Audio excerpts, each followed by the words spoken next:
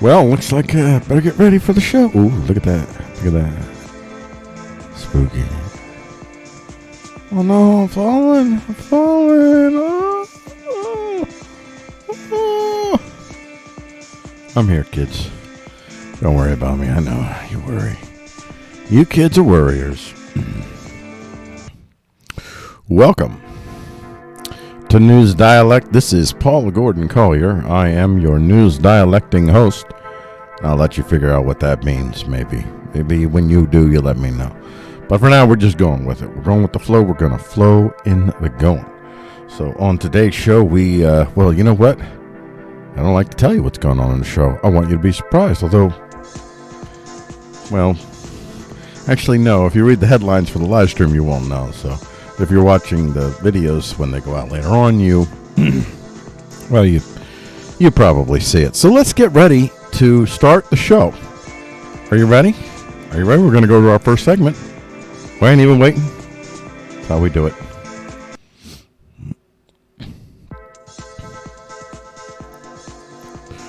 Welcome to NewsDialects NewsFires Headlines. This is Paul Gordon Collier. By the way, if you're watching the live stream, the reason I'm doing that is because I'm recording these parts, okay? Going to make standalone videos because I'm smarticles all the way up and down. Let's get to our stories. Let's get to our headlines first. Let's paint the story with the headlines and let's work it out from here. We've got in our news fires, we got Hindus persecuting others in Uttar Pradesh. And I mean basically anybody that's not Hindu, Christians, Muslims. Hindus don't like you right now. So that's a province or whatever it is in it's in India. It's from South China Morning Post, but it's in India there. More than 60 dead after ISIS bombs Pakistan mosque. EU. I don't know why I'm yelling. I watched the video yesterday. I says I'm not going to yell the headlines. So EU wants to end Russia at the WTO. We've got Turkey moves hard to support Ukraine in defiance of Russia. SCOTUS goes state and people into contradictory COVID rulings. Boston Marathon bomber death sentence restored by SCOTUS. Biden looks to halt student debt paybacks. Rudolph could give you COVIDs. Yeah, stay away from that red nose, kids. Ukraine accused for a lot of reasons. That's inappropriate. I apologize. Ukraine accuses Russia of violating Mariupol ceasefire. So those are the headlines, and now we'll go back and let's go a little bit more detail into each of these. We got Hindus persecuting others in Uttar Pradesh. Well, kind of hinted at that one already. I prematurely detailed that one. Sikhs, Muslims, and Christians live in fear in Hindu majority Uttar Pradesh, and religious minorities live in fear as crimes against them have been escalating and multiplying. More than 60 dead after ISIS bombs Pakistan mosque. This is horrifying. Death toll climbs to 63 in deadly Pakistan ISIS mosque attack. So officials vowed Saturday to hunt down and arrest the masterminds behind a deadly mosque attack. Oh. And the world spins on in the blood, doesn't it? Spins on in its blood. EU wants to end Russia at the WTO. Pretty heavy move here. Pretty significant. EU seeks to end Russia's most favorite nation status as at WTO, and this is from Stripes.com. EU seeks to end Russia's well, it just speaks it there. So that's pretty stunning development there. Turkey moves hard to support Ukraine in defiance of Russia. Turkey steps up support for Ukraine, risking Russian retaliation. Turkey says it has locked Russian warships out of the Black Sea ahead of an expected assault on Ukrainian shores, probably. SCOTUS goes... already did that one? SCOTUS goes... oh, not right. SCOTUS goes state and people in two contradictory COVID rulings. U.S. Supreme Court splits on vaccine mandates. Employment in HR from Mondac.com. The U.S. Supreme Court has issued two Opinions on COVID regulations impacting employers and workers across the country. Super. Boston Marathon bomber death sentence restored by SCOTUS. Well, thank God for that. I'm not for the death penalty, but certainly for those that support it. As be a candidate. U.S. Supreme Court reinstates Boston Marathon bomber's death sentence. The U.S. Supreme Court on Friday reinstated convicted Boston Marathon bomber Dzhokhar Tsarnaev's death sentence for his role in the Boston Marathon bombing. Biden looks to halt student debt payments. That's a nice guy. Biden may extend pause on student loan payments again. Top aide is probably a top aide, an unnamed top aide, is suggesting. President Joe Biden is considering extending the pause on federal student loan payments past its current May whatever deadline. Rudolph could give you COVID. Deer likely transmitted coronavirus to a human.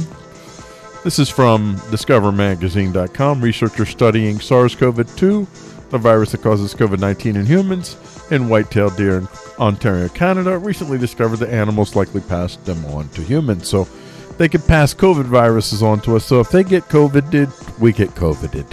We're COVID bros. COVID bros. On a more serious note, Ukraine accuses Russia of violating Mariupol ceasefire. Well, that is fantastic. So that's the headlines. That's it. So let's get ready for our story that we're going to break down here. So let's get ready for that. There we go. So, Turkey moves hard to support Ukraine in defiance of Russia. This is what we're going to be looking at in this story, see what we cull from it. We've got Turkey sitting right there. Big old fatty turkey. I don't know how well you can see it because of the alterations that I made to the color. You can't see this one. This one got hit hard by my coloration, so I do apologize for that. It's what it is. Turkey sitting there. You see where it says Turkey, and then you see the Black Sea above, and we'll look at this a little bit later. But you see Turkey surrounded by all kinds of goodness. You got Syria, Iraq, Iran, Armenia, Georgia.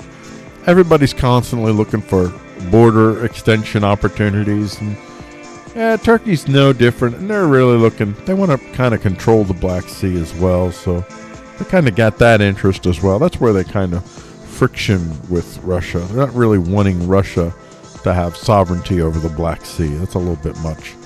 So they're a little bit pinched here. So Turkey says, this is from voanews.com, Turkey says it has locked. Come on, get big. Come on. There we go. Locked Russian warships out of the Black Sea ahead of an expected assault on Ukrainian cities. Wow, at the time, Ukraine says it is getting more Turkish drones despite warnings from Moscow. Turkish-Russian ties are facing a critical test. Ankara claims 4 Russian warships have withdrawn their request to enter the Black Sea through Turkish waterways. The announcement follows Turkey's curtailing of Russian naval vessels' use of Istanbul's Bosporus waterways, the only access to the Black Sea. And if you control the Crimea, by the way, you have a tremendous amount of forward Black Sea power. And duly noted, so the wrap. Under the 1936 Montreux Convention, Ankara can stop Russian naval ships from using the waterways after it declared on Sunday that Russia's invasion of Ukraine was a war. Mesut Kazin, an advisor to Turkish President Recep Tayyip Erdogan, said Turkey intends to strictly enforce naval access to the Black Sea under the convention. We will very clearly, very sensitively, and objectively apply the Montreux regime. Russians should be thinking about this. Pretty deep. Old Turkey, man. Turkey's got a mess of messes, and Turkey's connected to almost everything. Listen, if there's a conflict in the world, Turkey's probably involved. It's kind of like that. Same thing for America too. So like, just saying, I'm not judging. I'm just saying what it is. Turkey steps up support for Ukraine, risking Russian retaliation. And this is from VOA News. See if we can go a little bit deeper than what we did here in our little blurb here. Ankaра's strict enforcement of the convention appears to have denied any wiggle room for Moscow to access its waiting destroyers and a frigate. Oh, man. Among them is one of Russia's most advanced and modern warships that carries cruise missiles. Wow, that is tremendous amount of firepower that they're keeping out. The ships were expected to join a fleet of warships already massed outside the Ukrainian city of Odessa ahead of an expected assault. In addition, Kiev's announced Wednesday that Turkish-made armed drones will be delivered, is likely to irk Moscow further. Pay attention to that. We may be thinking about that later on. Maybe I'm planting the seed. A single armed drone equipped with a couple of bombs may destroy a whole air defense battery or a very expensive electronic warfare system or take out some armed vehicles, etc. Look at that thing. So the Ukrainian Defense Ministry has posted videos of the drones. Well, we'll talk about that another time.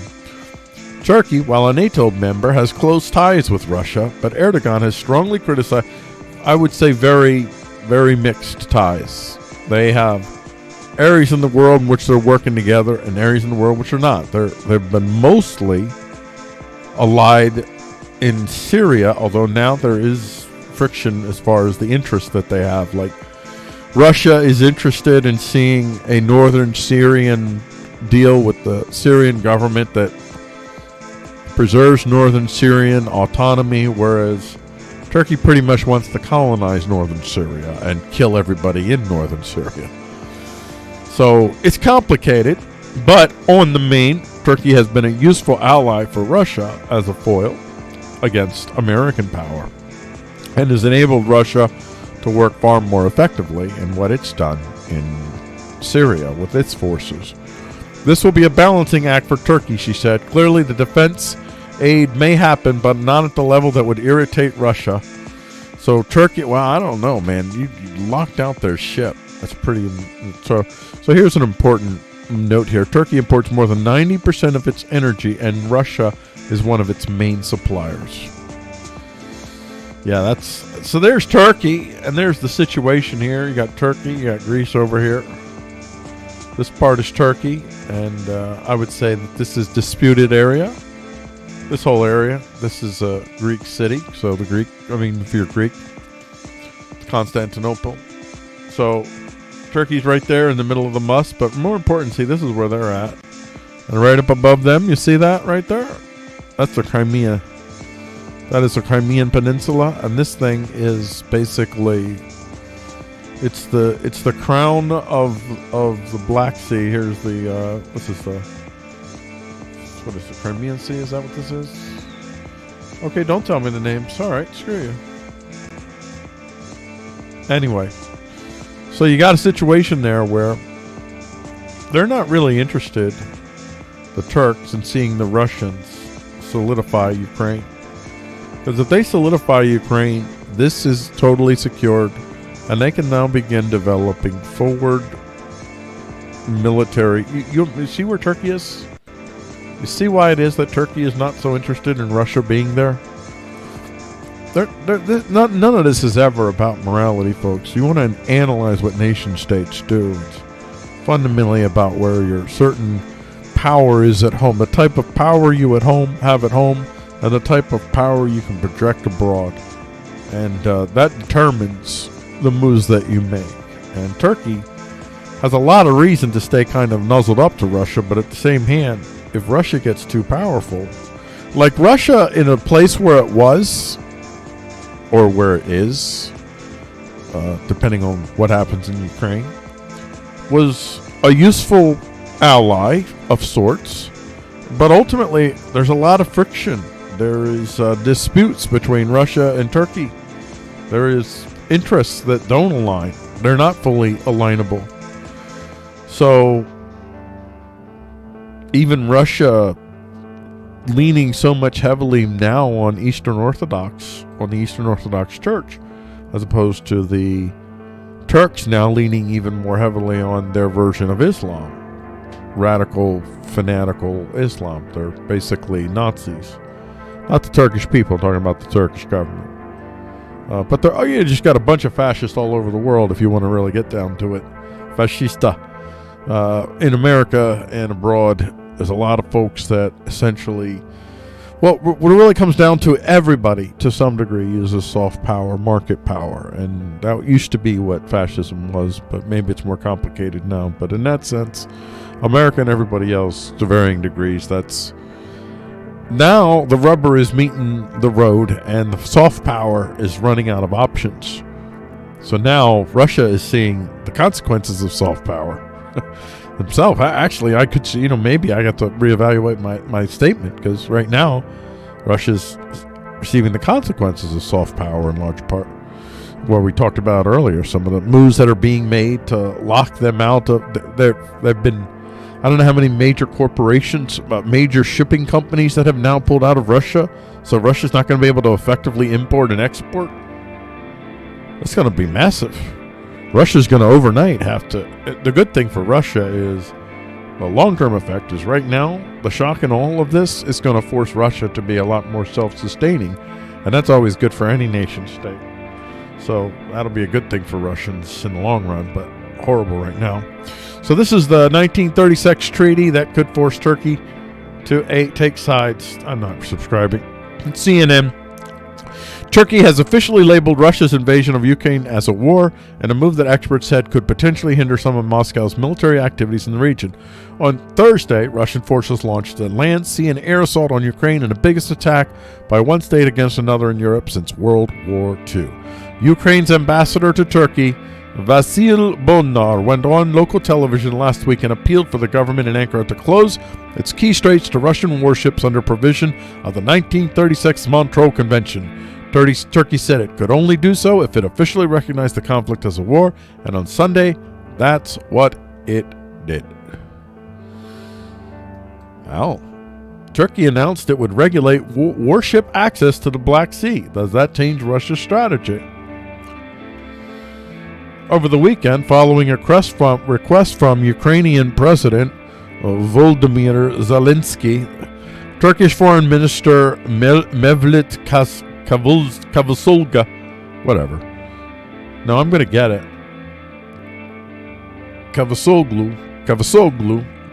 Mevlut Cavusoglu announced that Ankara would implement the Montreux Convention. The decision made headlines around the world, but what does this mean exactly? The most important implication of Turkey's decision has more to do with Turkey's own diplomatic strategy rather than any particular effect in shifting the tide of Russia's invasion of Ukraine. The 1936 international agreement allows Turkey during times of war to regulate transit of warships through the Turkish Straits, the heavily traveled waterways connecting the Black Sea and the Aegean. But militarily, implementation of the convention isn't likely to have a meaningful effect. I think I'm wrong with that. After Russia seized most of Ukraine's navy in 2014, Ukraine's naval forces are limited to a handful of small patrol boats and one frigate, which I think they sunk their frigate rather than letting the Russians have it. So I think that might happen, but I could be wrong. I'm pretty sure that's what happened. Russian warships curb tilts Turkey to west. Hold on. Risks Russia's ire. Turkey's pledge to block some Russian warships from passing through its waters to the Black Sea during Ukraine's crisis could help repair its ties with NATO, even as it risks reprisals from Moscow. But a buildup of Russian ships waiting to make the journey will test Ankara's resolve over the next few days and show how far it is willing to go in tilting its uniquely delicate diplomatic balance between East and West. One of these days we're going to stop using those terms, probably. Anyway, Turkey changed its rhetoric to call Moscow's assault on Ukraine a war on Sunday, a move that would allow Ankara, well, there you go. So there you get more of a how it flowed out. Then you get on to Turkey opens new dispute over sovereignty of East Aegean Islands. So I think this is pretty fantabulously interesting. Hold on one second. Hold on. All right, I can see. So, Turkey, for the first time, disputes Greek sovereignty over its Aegean islands, which were meant to remain demilitarized. So there, like I said, everybody's looking right now. Everybody's looking for boundary disputes to start working on getting the edge. As NATO confronts Russia over security in Europe, renewed tension between Greece and Turkey is gnawing at the alliance's eastern heel. In letters sent to UN Secretary General Antonio Guterres last July and September, Turkey for the first time disputed Greece's sovereignty over its East Aegean islands, over which sovereignty was ceded to Greece on the specific and strict condition that they be kept demilitarized. In the words of Turkey's permanent representative, Feridun Simirlioglu.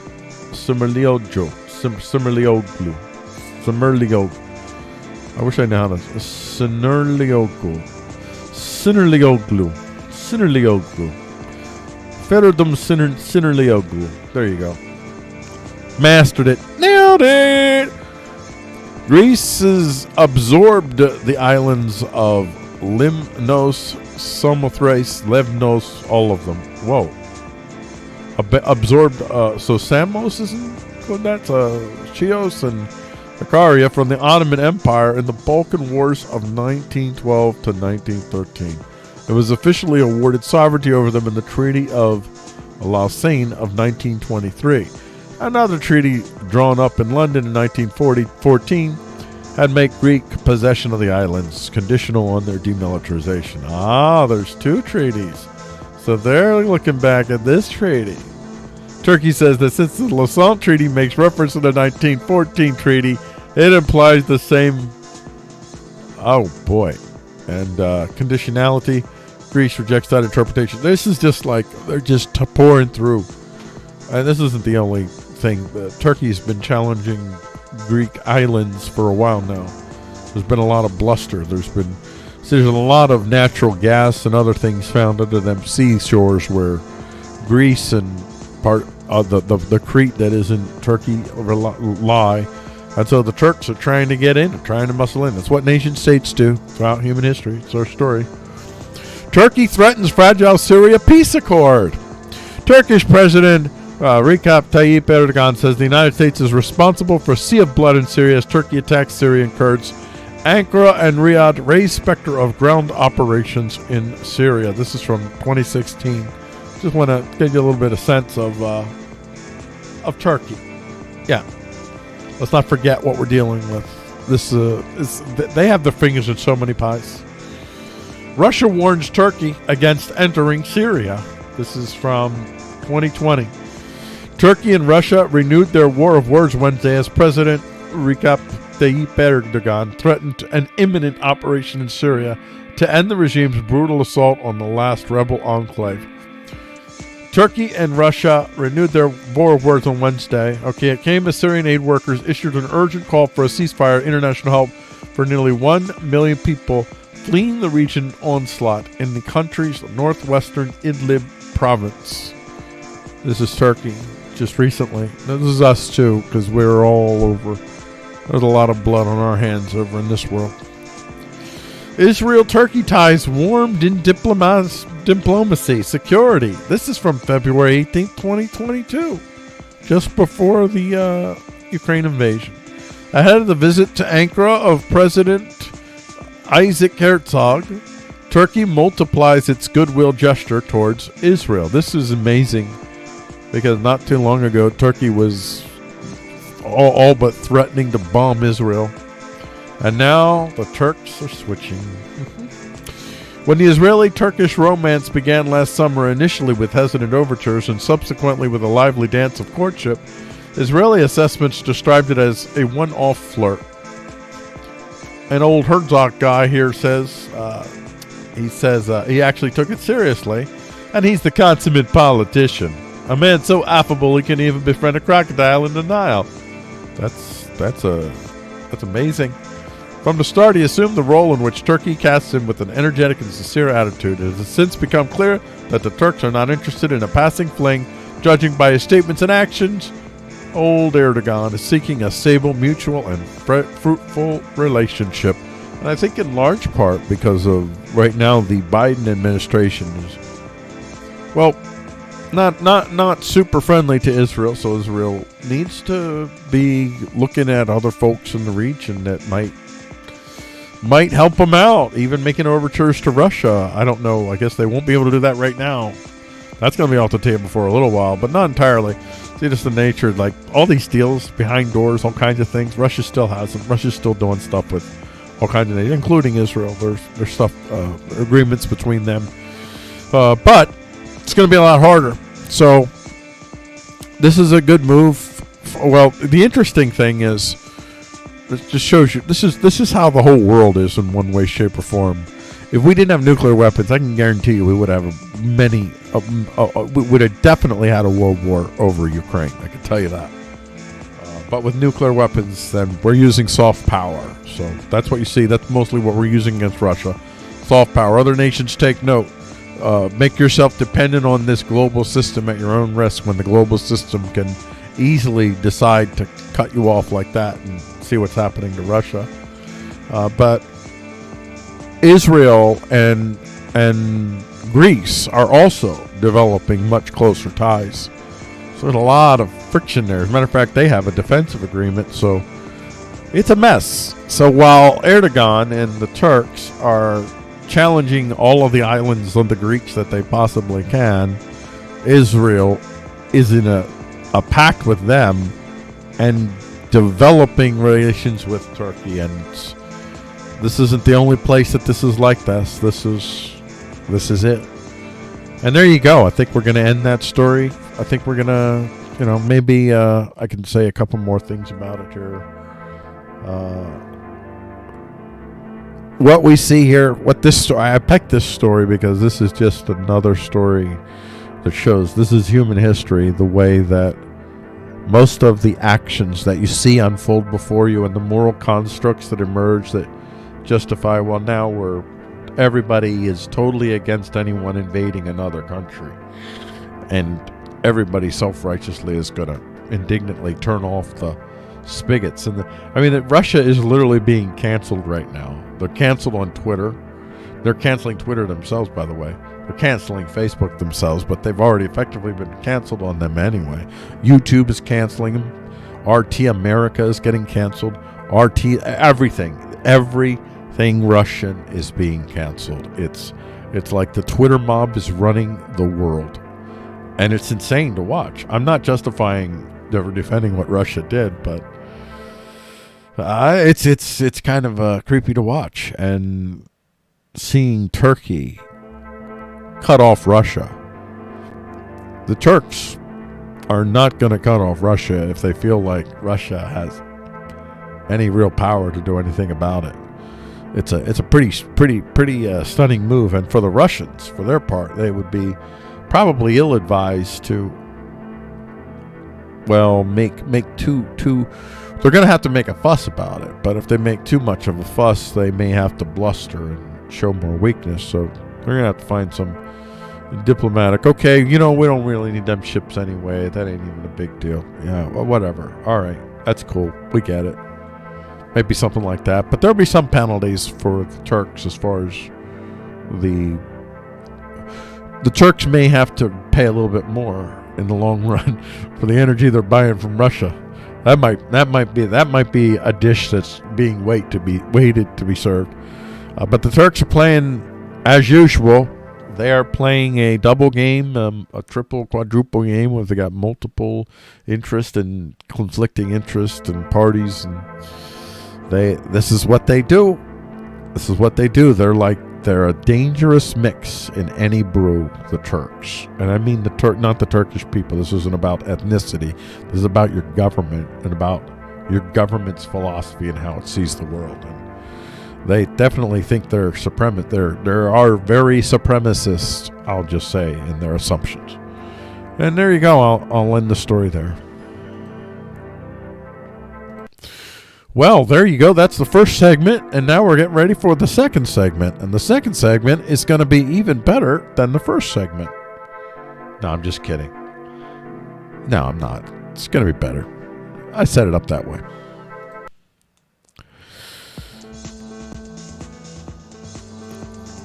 Welcome to Advanced News Headlines. This is Paul Gordon Collier with NewsDialect. This is from the NewsDialect show, which you can watch on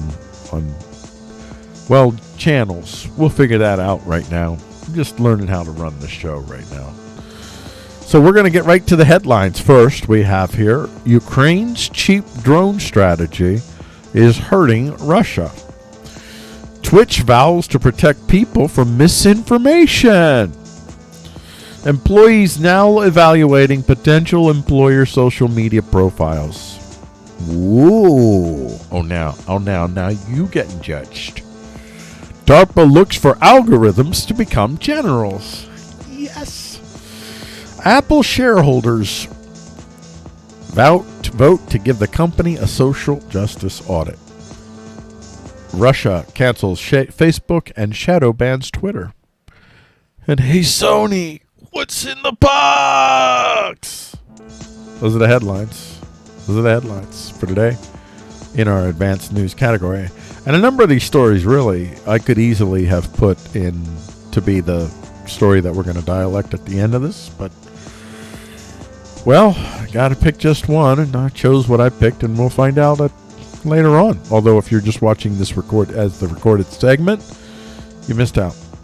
Ukraine's cheap drone strategy is hurting Russia. So Ukraine's Punisher drones hit Russian troops multiple times.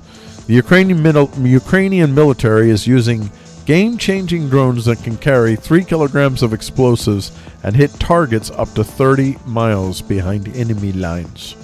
I'm assuming it says that. Twitch vows to protect people from misinformation. Thank you, Twitch. I'm live streaming this on Twitch right now, even as I'm recording this, if you're watching the recorded version. But thank you, Twitch, for protecting us all from misinformation. Twitch says it will bar chronic spreaders of misinformation. This is from the New York Times. Twitch, the live streaming site beloved by video gamers that has become a key internal internet communication. Whatever. There's a little bit of a furtive action there in leading up to talking about Twitch that I got to ask the New York Times if they feel good about themselves for selling themselves out. Apparently the Kellen Browning. Twitch, the live streaming site beloved by video gamers that has become a key internet communication service. Blink twice if you're being held captive, because I feel like you are. Okay, so employees now evaluating potential employer social media profiles. So turning it around, you wanted to use social media to judge us.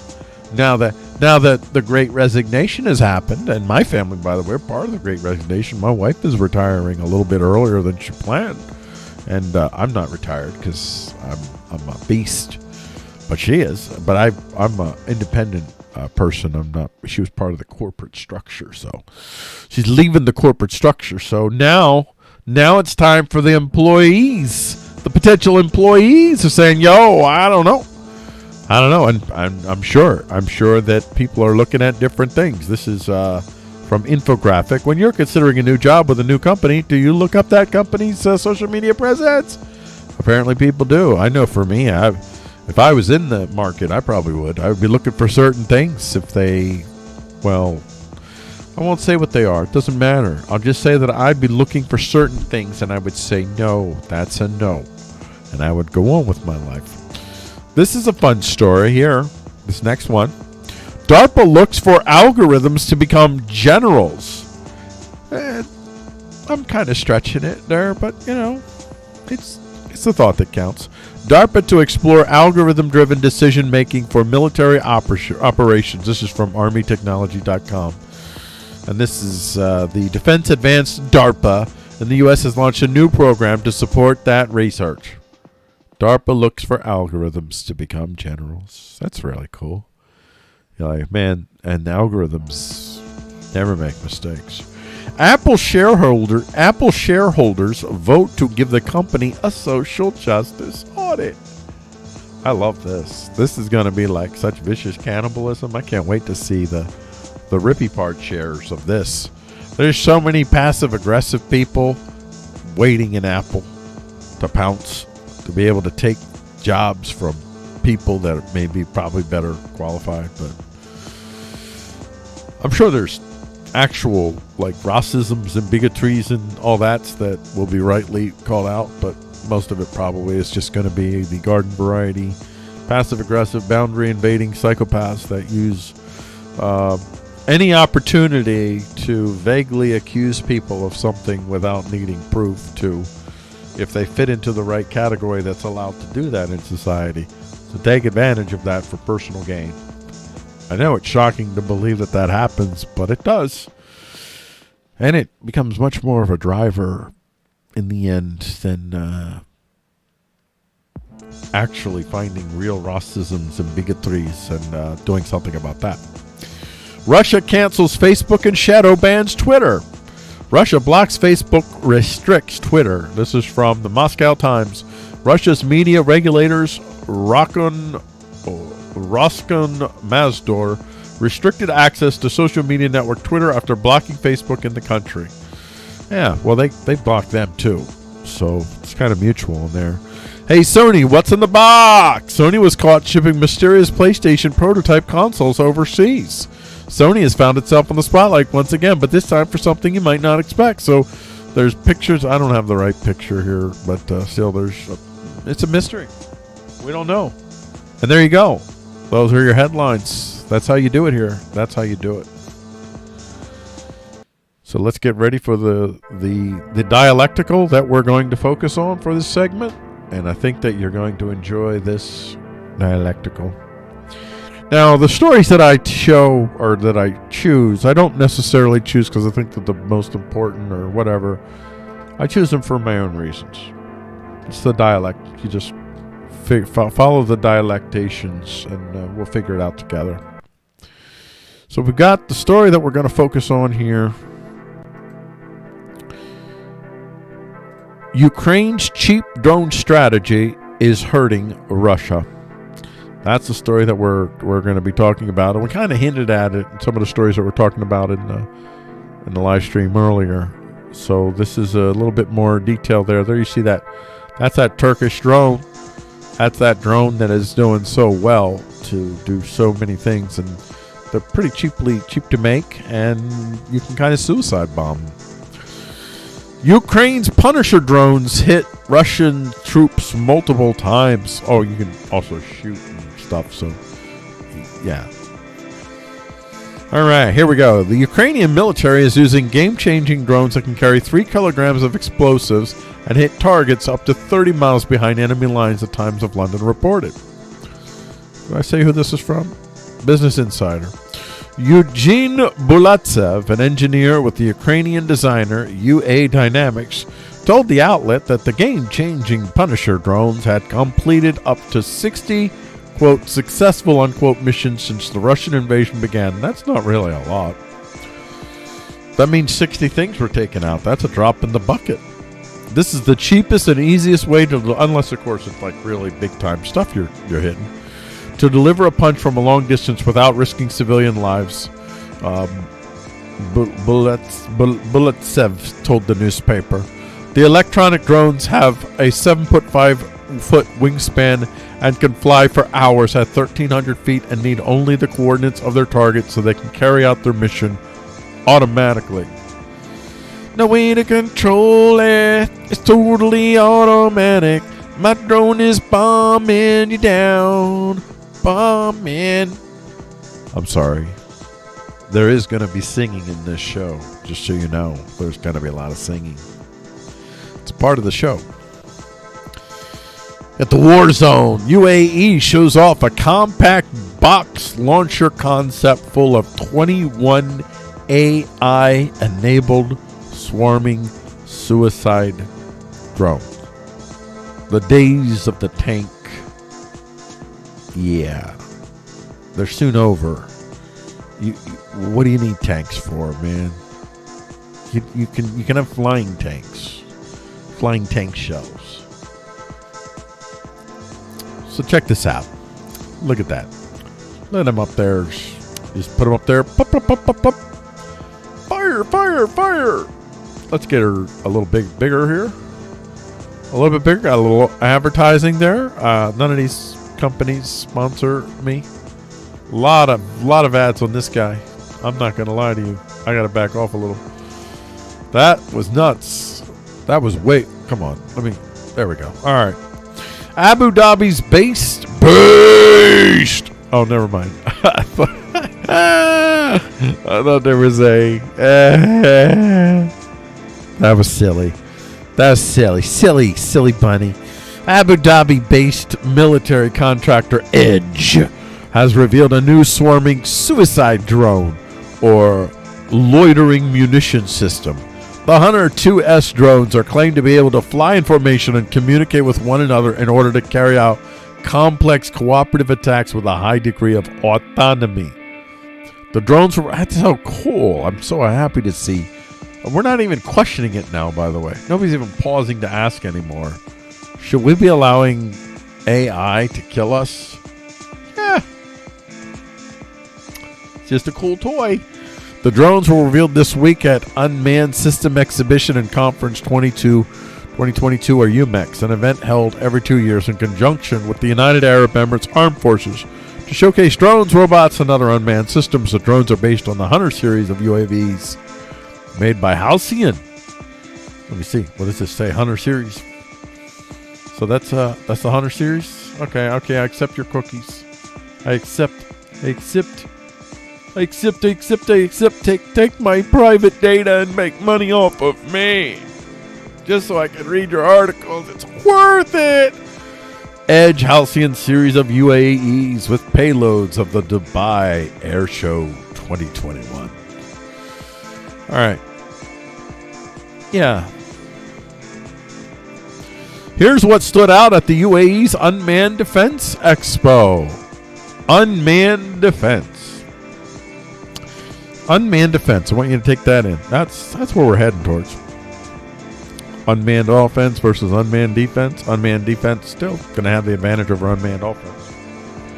Unmanned ground and aerial systems developed by Emirati companies dominated the trade show floor at the country's Unmanned Systems Expo, which took place February 21st to 23rd, but foreign businesses also pitched their wares. Defense conglomerates Edge Group unveiled the Scorpio 8 unmanned ground vehicle developed by its subsidiary Adasi. All right. The weapon station weighed less than 40 kilograms and can carry 50 rounds of ammunition.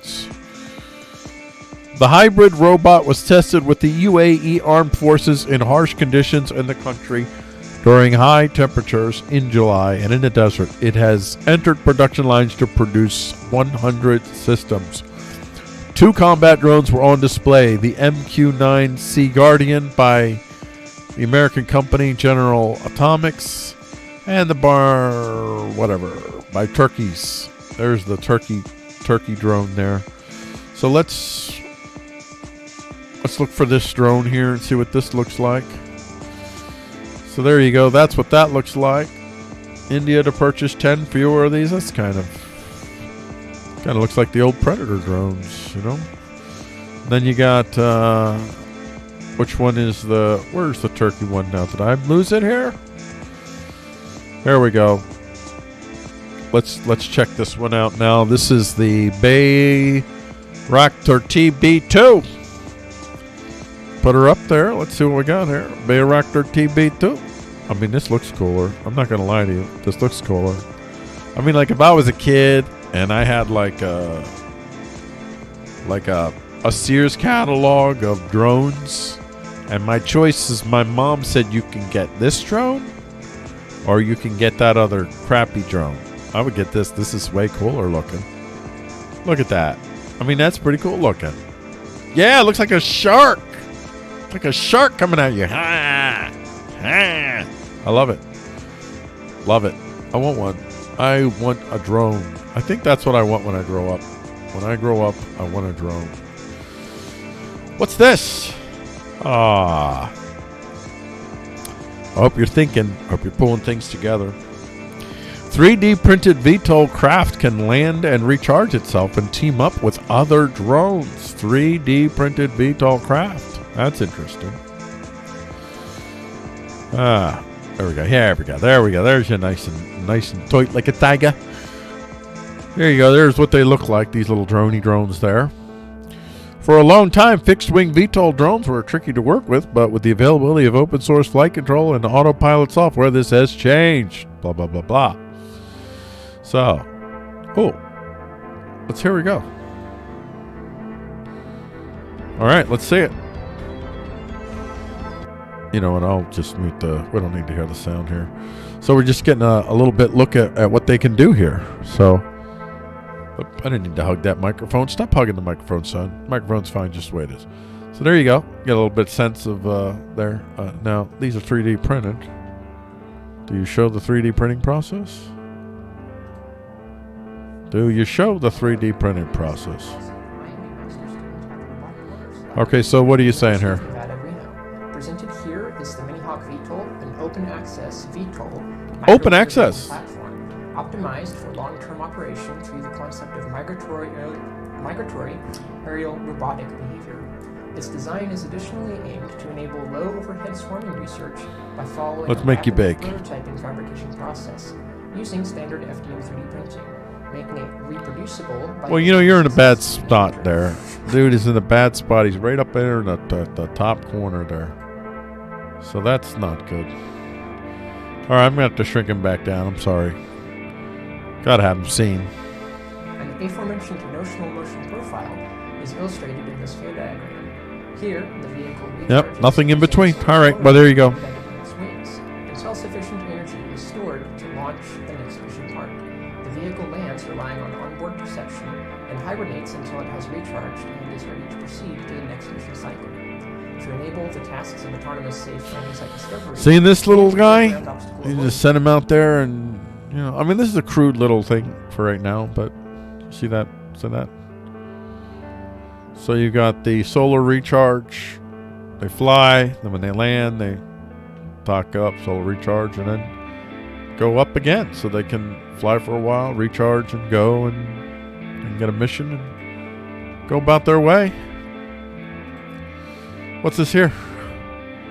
U.S. Army to demo offensive drone swarms in next Project Convergence. That's interesting. The U.S. Army is preparing to demonstrate an offensive drone swarm capability at its next Project Convergence experimentation effort this fall, according to the service's Rapid Capabilities and Critical Technologies Office. The Army awarded a $1.4 million contract to Blue Halo in February to develop the capability over a 30-month period, the company announced in a February 24th statement. The Army moved out on a plan to prototype and demonstrate an offensive unmanned aircraft system swarm capability in March 2021. Wow. That's pretty good. That's nice. Following the first demonstration, Edge unveils swarming drones, and there it is again. Another story. I mean, this is what it's being covered again here. And look at this. This is an interesting story that's tying this kind of together. If you see where I'm going to ultimately be going with this, we have U.S. military to 3D print its way out of supply chain woes. Keeping mission-critical supply chains running is nothing new, right? Recently, the U.S. Navy released a plan to pair suppliers who cannot meet growing demand for submarine parts with 3D printed companies that can print the metal parts around the clock to boost supply.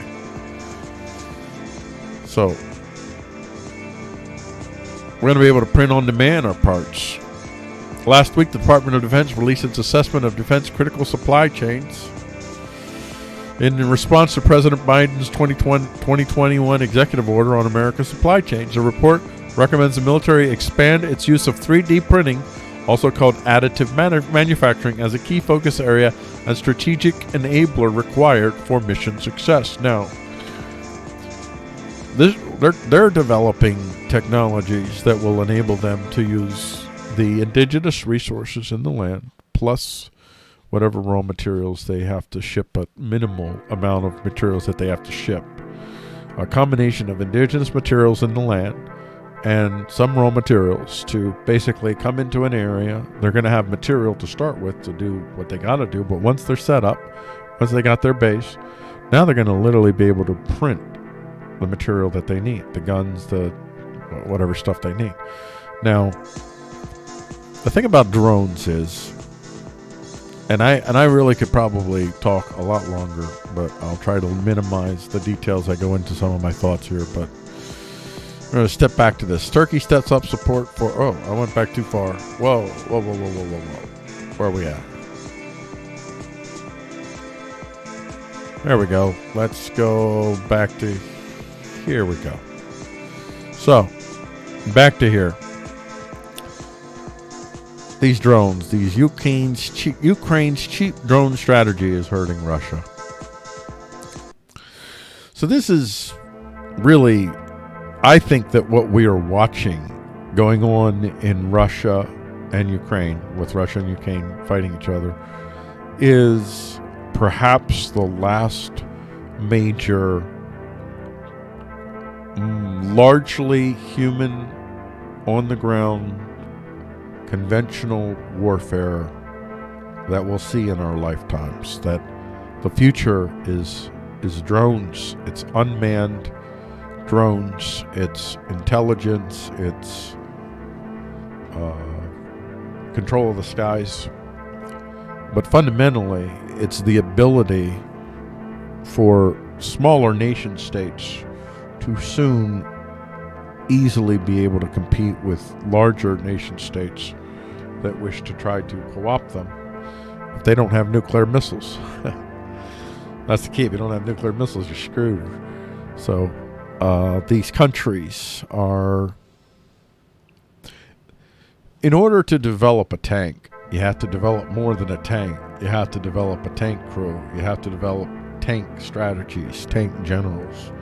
That's a whole culture, tank culture. Very complex, very, very complex. This is true for a lot of parts, like helicopters. And when it comes to drones, you get to open source droning and you get people with whatever patterns. Everybody can print out drones. Everybody can just press a few buttons and print out a drone, and very user-friendly. If you know how to use Facebook, you'd be able to figure out how to use these GUI interfaces that allowed you to set the drones up to do what it is that you want them to do, and you set them out, and it's just your country's invaded, and it's literally going to be you printing drones, wave upon wave of drones, and it's going to drive the cost of coercion up tremendously, and it's going to put a lot of pressure on large states, and they're going to have an increasing difficult time holding on to their largeness. And unless they develop some less centralized structures, the large systems will break down, and then there'll be the balkanization of the world, basically. Unless you can figure out how to hold your union over a large geographical region together with something that is a lot less centrally controlled, your ability to central control is getting more and more difficult as the days go on. And I believe that if this war goes on for a prolonged period of time, where maybe Russia still holds on to some of the major cities, they could take Kiev, and the Ukrainians might not be done fighting.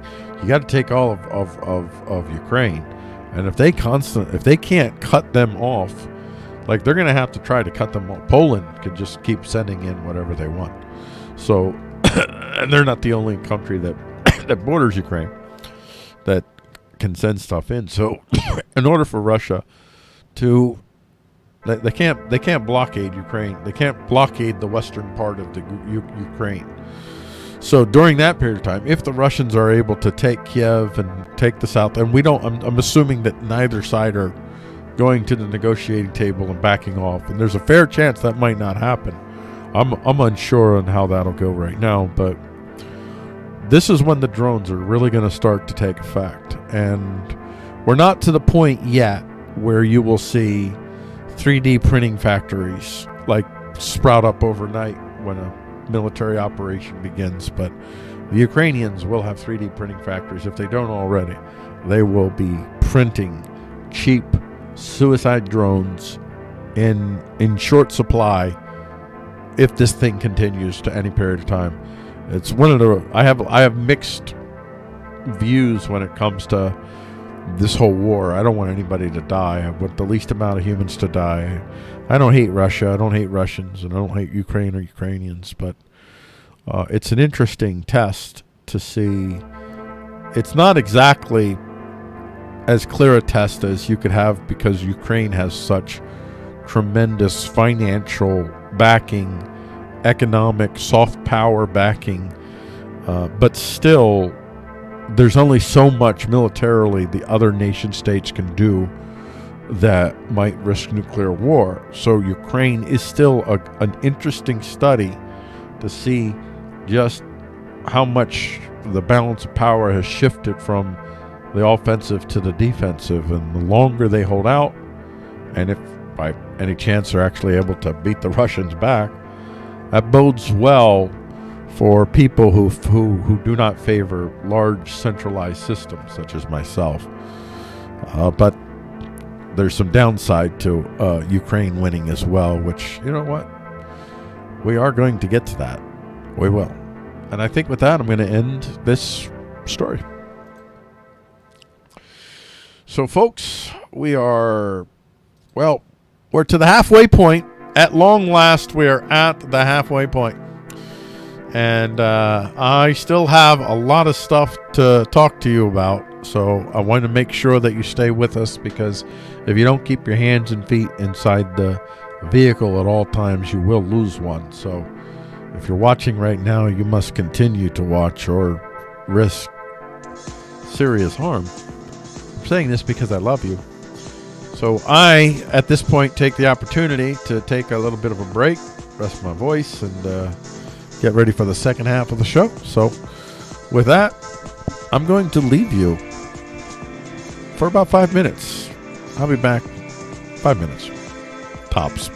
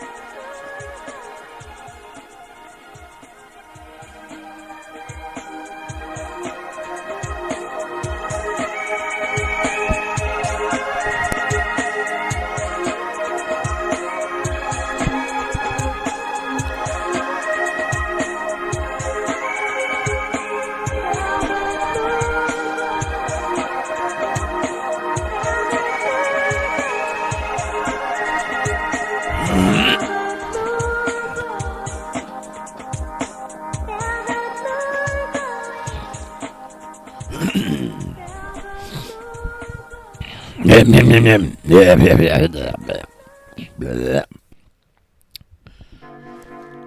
back. You guys didn't think I was going to come back, but I'm back. And pull down my jacket here. I don't want to look like Puffy Puffington. Yep. Puffy the Black Leather Puffington. Puffy the Black Leather Puffington. That's not me, folks. Don't let that moniker stick. Hashtag don't let that moniker stick. Well, I'm back. And we have 2 more segments ahead of us. We have base news and we have schizo news. Anything beyond that, you're going to have to wait. But I promise you, folks, you're going to want to stick around as we go on to base news.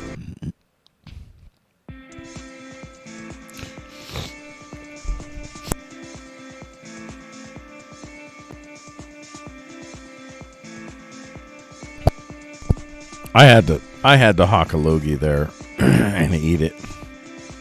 I did that. I didn't eat the loogie. I didn't. I'm kidding. Don't believe me. I just had to cough. That's all. So let's do this. Let's do this segment. This is base news. This is NewsDialect. Base news. I'm Paul Gordon Collier. This is a segment from the NewsDialect show. Let's get to it. We're going to do the headlines first. That's what we do around here. We just jump right into the headlines. Then we'll go back, circle around, and get more detail. And then at the end, which you won't see if you're just watching the headline segment, we pick a story that we dialect upon. American professor gets canceled for questioning wokeness. Parent beats school board that got her fired. Iranian Christians get judicial reprieve ahead of nuke talks. The People's Convoy is about the people's rights. Feds spend millions to assure botanists are diverse. DeSantis moves to protect doctors from COVID-related persecution. Protesters who set cops' cars on fire get jail time. We got, that's it. Those are the headlines. Let's go into a little bit more detail for each of these. Let's get this story here. We've got the American professor gets canceled for questioning wokeness. Concordia University professor suspended after he wrote article criticizing school as woke from Wizen.com. Concordia University's Wisconsin officials suspended a professor over an essay he wrote that criticized them as being woke. There's a lot to unwrap there. We're moving on. Parents beat school. Parent beats school board that got her fired. Parent reaches settlement with Rochester Community Schools over firing scandal. There you go.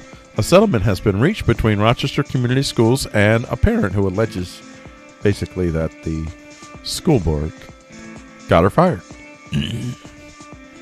Found out who her employer was, let her employer know that this is one of these parents with the undesirable opinions, and got her fired. Iranian Christians get judicial reprieve ahead of nuke talks. 9 Iranian Christians acquitted Islamic. Okay, I get it. Here we go. 9 Iranians Christians acquitted. Is Islamic regime faking freedom during nuke talks? 9 Iranian Christians converts who were held in prison for acting against national security were released ahead of the nuke talks. And, you know, I'm just happy that they're free. But interesting take. The People's Convoy is about people's rights. The People's Convoy is about protecting our constitutional rights. This is from Steve Bannon's War Room. Claire Dooley of the Children's Health Defense explains to me at MSNBC. Okay. So she was on there explaining to MSNBC, listen, man, humans' rights. This isn't about all that other cartoon crap that you keep trying to throw at us, telling us we're this or that. You know, all the usual isms. Feds spend millions to assure botanists are diverse. Federal government allocates $2.14 million to root out oppression in plant sciences. And this is from legalinsurrection.com. One of the problems here, in the government's view, is that the field of... Okay, whatever. DeSantis moves to protect doctors from COVID-related persecution. Florida Governor DeSantis pushes for passage of medical free speech bill. NBC South Florida. Florida Governor Ron DeSantis is pushing for the passage of a bill that would, well, basically you can't fire people because they have controversial views that the orthodoxy of the time says is not allowable opinion. Because it's misinformation, of course. It'll get people killed. Everything will get people killed except for the stuff that you're actually killing people with. Protester who set cop's car on fire gets jail time. Washington woman Margaret Chano sentenced for burning police cars at protest. A Washington state woman was sentenced to 5 years in prison Tuesday for setting nearly a half dozen police vehicles on fire during the mostly peaceful protest. So there you go. Those are the headlines, and that's it. All right, let's get ready for our story that we are going to focus in on. We are going to zero in on like a tiger.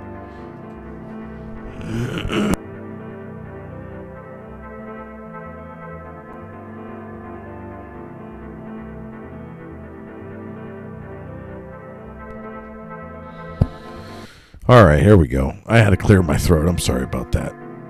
Got some issues.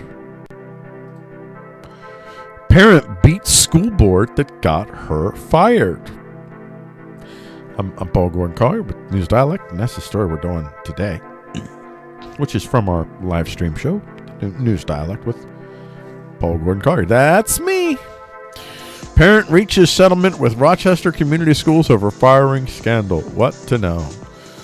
A settlement has been reached between Rochester Community Schools and a parent who accused the school board of getting her fired from her job over social media posts that were critical of the district's pandemic response. As many districts did when the pandemic struck, Rochester Community Schools switched to remote learning in an effort to slow COVID-19 spread. The move was difficult for schools, of which many did not have the infrastructure ready to support online learning, and for students and parents who had to adjust to a significant lifestyle change. In response, some Rochester school parents spoke out about the district's handling of virtual learning, making critical remarks on social media. One parent, Elena Dinverno, said her online comments got her fired from her job after a school board member intervened. So that's where we're at with that. Now, what I decided was I'm going to go back in time, and it's this Click on Detroit 4 story that this local. This is a part of the media empire, so remember that when you're looking at these sites. This is almost like state propaganda. Not that everything they have is, well, just keep that in mind. Mother at center of Rochester Community School social media scandal speaks out. Parents complained of bullying by the administration before Elena Dinverno's lawsuit, so other parents complained. I was pinned All right. cars after a All right. driver hit another Oh, car. man. My leg was completely Hold on. crushed and I got needed this. surgery. I got this. Sam Bernstein Law Firm fought for me. Okay, I'm going to wait till this is over. And while she's talking, this ad is talking before it comes. Here we go. Suit against the Rochester School District There you is go. telling See? her story after school officials reached out to her employer to complain about her There you criticism go. of There the you go. school district. Mara McDonald live in Rochester right now. Mara, there's a settlement that has been signed. That's right, Devin, and Elena Dinverno will be getting a check from the Rochester Community Schools. Now, the settlement says she can't divulge how much that check is. One thing's for sure, Yeah, that her lawsuit has opened an entire can of worms up here as far as how parents say they have been bullied. To use the energy and money and time for something like this, when truly none of us have been doing anything wrong. All we wanted to do was be heard. And it's just sad. What Dinverno is referring to is what was Yeah, we'll get to that. Let's So she was a mom worried about what her son was doing with online learning. Never did she imagine it would cost her job. That's precisely what Dinverno said happened when a deputy superintendent from Rochester Community Schools called her employer, Blake's Hard Cider, and claimed she was engaging in threatening behavior. To use the energy, money, and time for something like this when truly none of us have done anything wrong is just sad. Well, you have. You've complained. You've said, you didn't say if it pleases the king. And they're like, they think that we live in if it pleases the king. And you're saying, I don't know what you're talking about. We live in America. And then they acted like you do when you live in a land of it pleases the king. Dinverno, like many Rochester school parents, was online discussing frustration. Okay, you just clicked an ad in there. Alrighty, you just disappeared those words. That's cool. Okay, so she encouraged her parents, being dissatisfied with how the online learning was being conducted. She encouraged parents to send videos of their student struggles to the school board. That's when her employer was called, and shortly after that, she was terminated. I was in shock. First off, to this cider company firing a human being because a school board called you. You're not an American. You're not an American. Not how Americans act. Americans don't act like the school board did either. They act like she did, though. And we still have our courts. I don't know how effective they are, but in this case, no. Win. Dinverno sued the school district and now will be getting a check from them, although the term she said she can't divulge it. Depositions in this case offer a window into how the district was operating. Two parents had their employers called claiming they were engaging in threatening behavior, and the staff was directed to monitor Facebook groups. Vocal parents had their comments screen captured and put into reports along with information like how many children they had in school and passed out to school board members. These people should be in jail for doing this. This is such a gross... the police can't do things like this. And this is what these people are doing. This is... And you know what? I wouldn't be surprised if this was FBI memos that told them to do stuff like that. Because, apparently our FBI views parents as being more of a threat to them than China or Antifa. And I can assure you, China and Antifa are way more of a threat to the Bill of Rights way of life than these parents are. These parents are well, I mean, there's a few crazies, there's a few racists, but overwhelmingly, these parents just want a Bill of Rights world for everyone. And fundamental to the Bill of Rights is having a good education, having children having the ability to have a good education, so they understand what the Bill of Rights are. Because if you don't pass on the Bill of Rights ideationally, it dies. And let people keep the guns that go along with giving the power of the Bill of Rights. It's true me. Human beings that have a sense of Bill of Rights entitlement, and you want that in a people, and they have the arms to back it up. That's the world you want to live in. The district sent out this statement about the settlement on the case. The parties in the Dinverno litigation mutually agreed to resolve the matter. As part of the settlement, the parties agreed that the only public comment they would make is that they agreed to settle their differences. Consequently, we are not able to discuss it. Rochester Community Schools values the input of its community members. As a responsible and respectful listener, we pay attention to newspaper, radio, TV news, and social media to make sure we're responsive to the community. Oh, you little... This is such sterile doublespeak. Rochester Community Schools' focus continues to be on the education, growth, safety, and wellness of our students, staff, and school community. Notice this? Safety. So they're still holding on to this. So this is probably not a huge win for this woman, but it was a win. It was a message at the very least. So it's also a model for other parents to now follow. Not just parents, but a lot of people to start following. Because across this country, there's a lot of people that are being canceled for various reasons because, first it started with the obvious racism stuff, then the obvious homophobia stuff, and now it's down to whether you think that people should be vaccinated or not, or whether there should be mask mandates, or whether we should have kids in schools or distance learning. Now that opinion gets you classified as a terrorist by our own government, the United States government of America, which is, as of right now, I mean, it is what it is. They have the power, and I'm not trying to take anybody by force, but because it's just not going to work. But in point of fact, the government as it is now constituted it's not fundamentally a Bill of Rights. I mean, it's even left the pretense even caring about the Bill of Rights. That's how dangerous it's gotten now. So these are not good things, and these are areas where you could see more pushback. And I predicted long ago, well, not too long ago, well, after the Biden election, that the next chain of events is going to largely be through the courts. As we figure out what's going on right now, is Americans are trying to discover if there's part of the government left to stop the other parts of the government that have decided to throw the Bill of Rights down the toilet. And that's the process that we're going through here. That's what the courts are about. And we'll see. We've got about 1.5 to 2 years probably where we start to see enough big cases get either won or lost that'll kind of let everybody know whether things are going to have to dramatically change in the tactics by the DNC to force their ideology surreptitiously on others through coercive and deceptive means, or whether it'll be much easier for them to lock us up. We're about ready to find out.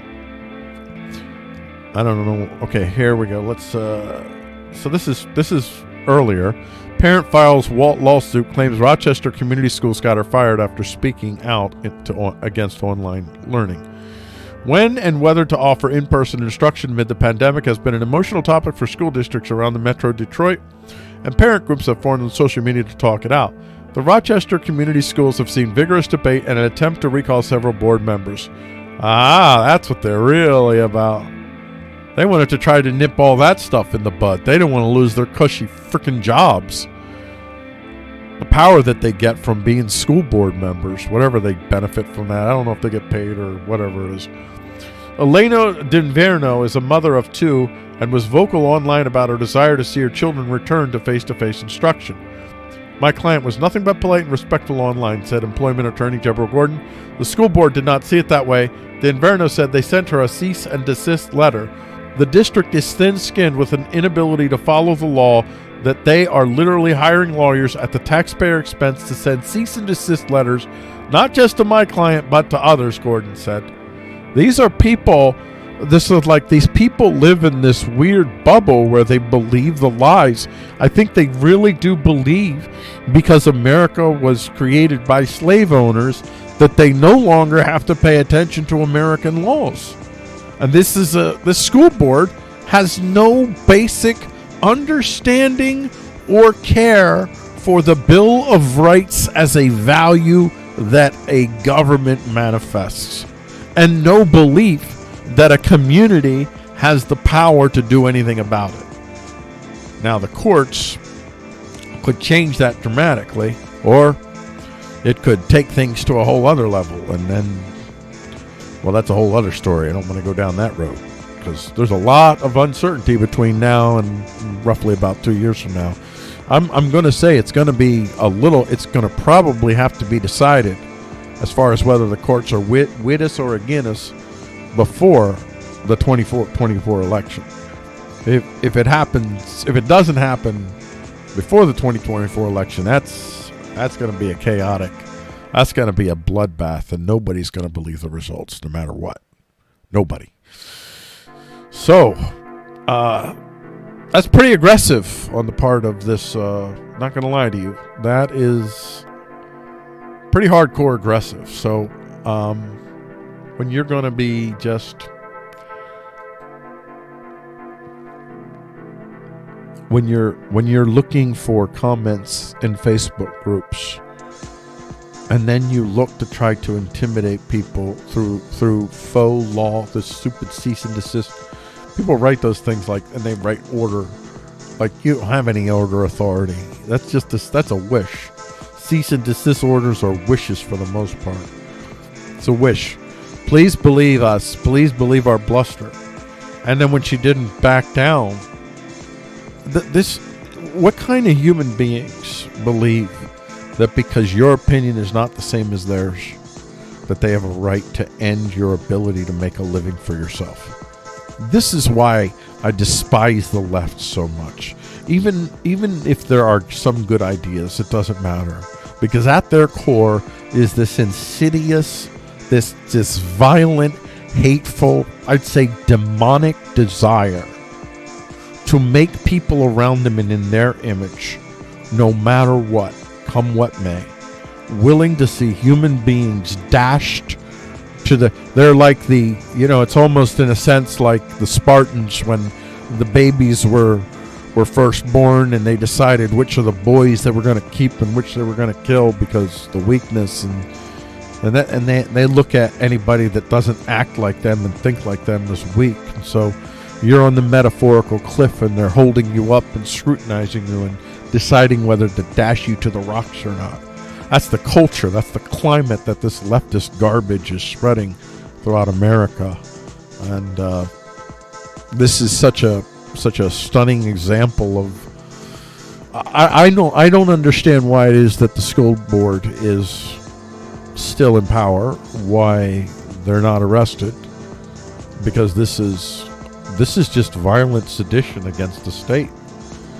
At some point, more and more Americans are going to start to figure out just how key to the left's plan for making all of humanity one social man in their image, where their oughts are decided by them. Ought is in, I ought to do this or I ought to do that. They have so much presumptive oughts that they'd like to force onto all of us. And when these folks, when they look at you as either one of them or dashed to the rocks. And their methodology for creating humanity in their image requires centralized, top-down decisions made on the fly that deal with critical, intimate human action issues. They want in your bedroom, they want everywhere. They have to be everywhere in order to make one social man. And the Bill of Rights is a violent opposition to those very notions. The Bill of Rights is a contract that says the state is not in the business of trying to homogenize the people. It is in the business of creating opportunities for human beings to exchange value with one another without having to like one another. That's the key. That's America. E pluribus union from the out of the many one. In unity and diversity, the unity is the contract that allows people who don't like each other to exchange value with one another. That's the Bill of Rights. Fundamentally, it's the Bill of Rights. It's the whole Constitution, really. And it is what it is. I'm not saying that it's perfect or whether humanity needs it. I don't think ultimately we need coercive enterprise governance, which is what I call any form of state government. But most of my neighbors do, overwhelmingly, and I don't think that's changing anytime soon. So within that framework, this is a good deal. It's a good opportunity. And if we could somehow restore the unity in the land under this Bill of Rights shared identity, and in a Bill of Rights identity, leftists are free to pursue their dreams amongst themselves. If you want to build your cooperatives and build your own little towns, communities, whatever, I'm all for you doing whatever you want to do. Just stop trying to force me to live like you want to live. I'm just not for it. And no, you're not the objective truth that you think you are. You're not logic and reason. You're a subjectivity that's fundamentally opposed to humanity itself, because you put yourself at the top of all of humanity. Leftism is just godism, self-godism. I mean, it's more sophisticated than that, but this is this story itself is such an intersection of those forces, and it's sad that we didn't get an outcome that was a little bit more decisive where the school had to apologize. I don't think this was a huge win for this woman, although it was probably somewhat of a win. I think most likely she got her lawyers paid, and the school district, I don't know. She got her lawyers paid probably most likely more than anything. I don't think she really probably got much out of this. So it probably wasn't a win, but it will be taken as a win because leftists are so rightly paranoid because they tell so many lies, so they have to go to... they're not the only ones lying. Right-wingers lie too. Conservatives lie. Everybody's lying. I'm just focused on the left right now because they're the ones that are fundamentally in power, and it's their type of ideological thinking that has led this school board to take these pretty Soviet moves against a citizen, a taxpayer. They should be viewing those people as not their employers. That's not quite how the relations are one.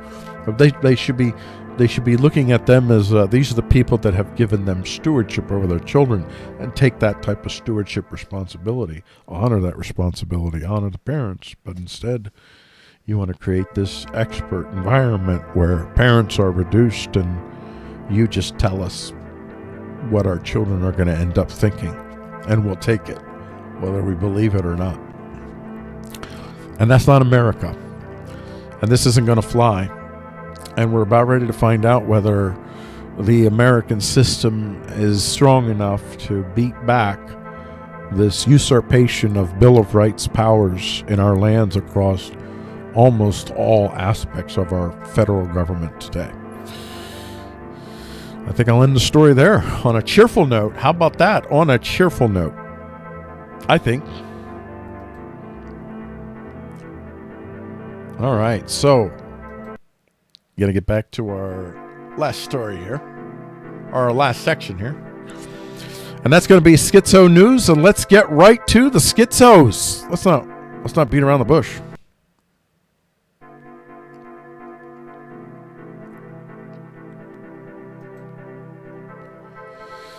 Well, welcome to Schizo News. This is a segment from NewsDialect, a live stream news show that I do. Paul Gordon Collier, that's me. Let's get right to the headlines, and then we'll dive a little deeper on each of these headlines. We got breakthrough makes biogas from trash without greenhouse emissions. RT America getting axed after boycotts and bans. Latvia declares Belarus is nothing but a Russian province. And I'm here for it. Z prepares for third dictatorial term. Yay! Yay, freedoms! Pakistan throws in deal with Russia with trade deal. Oh, man. That's too many withs. Duly noted. I apologize. Is Russia revitalizing the EU project? And those are the headlines. And now let's go into a little bit more detail on all of these wonderful headlines. So here we got breakthrough makes biogas from trash without greenhouse emissions. New process to produce ethylene from food waste without greenhouse gas emissions. Biogas produced by microorganisms presented in food waste consists... Well, whatever. This is basically, there is a new methodology that uses oxidization and dehydrogenation, something like, I don't know what, forget the exact phrase, but anyway, it's a methodology that will allow them to turn your food waste into highly useful biogas, plus further degrading your food waste instead of causing more landfill stuff. And then also it's not producing greenhouse emissions, which is good if you're trying to do a methodology to be sustainably minded, to not have greenhouse emissions. So I think it's a pretty significant breakthrough, and we'll see where it leads, but very promising. RT America getting axed after boycotts and bans, and this is this is hashtag cancel Russia. Cancel Russia got hashtagged. This is a Twitter cancellation of a country, metaphorically. Twitter, Facebook, YouTube. Now we've got corporations. We've got major shipping companies that are now pulling out of Russia. All these very, very Western finance dependent large structure systems. Like even when the conservatives were looking for ways around the system to be able to create and make outside of the stuff they were getting banned from, the biggest hurdle that they still have yet to overcome, that is still kind of retarding their potential growth, is that the major financial institutions have locked them out effectively. So they don't really have much of an opportunity to get serious types of banking benefits that these mega corporations do. And what Russia's finding out is even a country can now be canceled by Twitter because they invaded a country, and it happened to be a country too close to the banking institutions, to the Western banking institutions. So pretty much what we got going on there. I am not in defense of Russia. Russia is a hideous. Russia, the government, is a hideous entity. Putin is horrible, and what he's doing in Ukraine is murderous. It's evil. It's horrifying. I don't have many people that I can easily root for here. I mean, I root for the Ukrainian people, but I also root for the Russian soldiers because I don't want them to die either. I just don't want anybody to die there. If we could just end it right now, that's what I want. Latvia declares Belarus is nothing but a Russian province. Belarus has ceased to exist as an independent nation. The Latvian president says, that'll get them. That's a good move. Latvian President Eglis Levits says Belarus should no longer be considered an independent nation. That's fascinating. So that's a pretty big statement by Latvia. They're really making it very clear they're not willing to roll over and play dead with a recreation of a Russian empire. We're not interested in being part of your Russian empire. And apparently Belarus is. And this is a psyop tactic because you got to hope that the Belarusians inside, with the help of many Western financed powers, would probably have some say in finding people in the country that are not benefiting from this particular version of oppression and would like to participate in another version of oppression, which I will say, though, I would almost guarantee that 80+% of the country would be much happier under the version of oppression that Western financiers offer. Now, what they don't understand, well, there's a cost to it, but still. All things being equal, I would certainly rather be trapped behind Western financier lines than Russia or China lines. Just putting that out there to keep that perspective. So I don't want you thinking that I'm like an America hater, because I'm not, because I love America. I love what America could be, but I'm also not afraid of facing what America is and has been, because it's a mixed bag, and some of it's pretty horrible. Xi prepares for third dictatorial term. China kicks off key parliament season ahead of President Xi's third term. Parliament. They have a parliament. It's cute. They don't have a parliament. Parliament is basically the seat that gives you personal fiefdom power. So you're a member of parliament. You get the girls, you get the guns, you get the cars, you get the schwagalagas, you get the bling. That's what that's about. It's not a parliament. But then again, our parliament, our government, has mostly become that as well. So we're not entirely, not formally at least. This is formally the case. It's all about Xi. When Xi writes in Xi thoughts become law. There's no parliamentary approval needed. Xi thoughts become law. Pakistan throws in with Russia with trade deal. So this is another one of these interesting little. This is interesting that Pakistan, facing a larger nation itself that has traditional claims on it in India, is siding with the version of India in this affair. Pakistan signs trade deal with Russia amid war. How will the IMF react? So will Pakistan become hashtag Twitter canceled? Or are we going to... Now, I do want to say that with when you use power, you lose power. So all of the stuff that everybody is doing right now is also more and more ramping up. All these little personal tin pot dictators around the world. Believe you me, there's some charismatic, over-the-top loons out there with just a little bit of magic in their head that are going to figure out the social media thing, the nationalist social media thing, and create an effective nationalist social media platform that, well, once one figures it out, they'll all quickly follow suit, and you'll see a lot less world conversations going. You're still going to have them. Still going to have some world platforms, but nations are going to want to have their own. So they're going to literally have to now think of social media as they have to have their own infrastructure. They have to have their own electric cables. They have to have their own social media networks. They cannot rely on, and they don't want their people using social media in which the moderators are not state agents.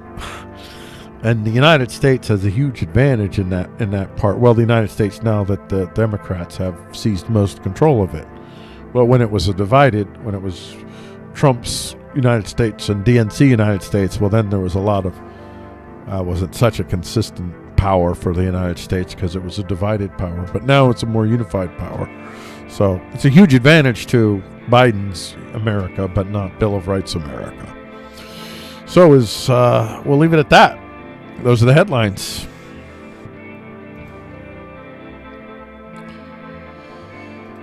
So we've got our last story that we have chosen.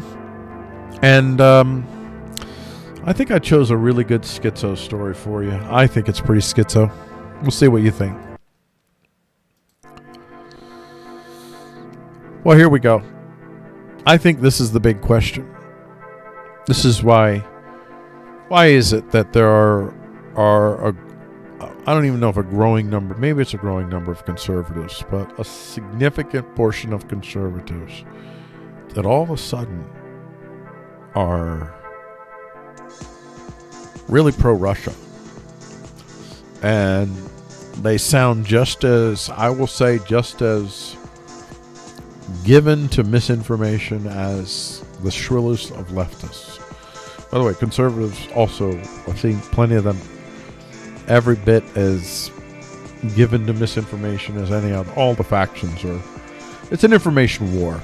So it's kind of understandable why everybody is given to misinformation. You can't afford not to if you're going to be an effective fighter on your side, because you're speaking to children using crayon language, which factionalism generally I think of as crayon language. You got to write really big letters, squiggly, wriggly letters, so the simple children can read it and understand. And so if you want to be nuanced, if you actually want to be balanced, you'll lose your audience.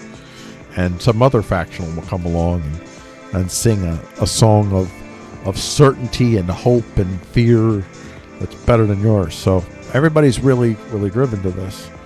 And is Russia revitalizing the EU project? This is what conservatives fear, and rightly so. There's that's the was the president, whatever her name is, whatever the EU person is, the German lady. She was once the defense minister, and now she's leader of the EU. Russia's war on Ukraine has plunged into an economic conflict with all of Europe, fundamentally changing the European Union's geo-economic position and economic security. It took Europeans just days to revolutionize their geo-economic policies and formulate unprecedented sanctions by working alongside their partners. Having often been criticized as too siloed in its approach, the Union is now pursuing a strategic geocentric economic response to Russian aggression across various fields. Mixing financial sanctions with export controls and trade, the EU acted with unity even though some member states had major incentives to oppose tough action, fearing for their energy security. The Union sanctions packages were crafted by the European Commission centrally and proposed to member states. Although export controls are the responsibility of member states, the EU even established a central export control regime, I guess, to deal with what they're going to do about Russia. Everybody's gotten together, and all of a sudden Russia's like, oh man, that's not right. You see, why are the conservatives concerned? Look at the Ukrainian president, Zelensky. He's a comedian, and he's gotten, well, I mean, I'll just say that he does not live a lifestyle, or has not lived a lifestyle that conservatives would call traditional conservative values. The Russians represent more traditional conservative values, sans the oligarchy part. The conservatives are not pro-oligarchy. It's not the oligarchy part that they like.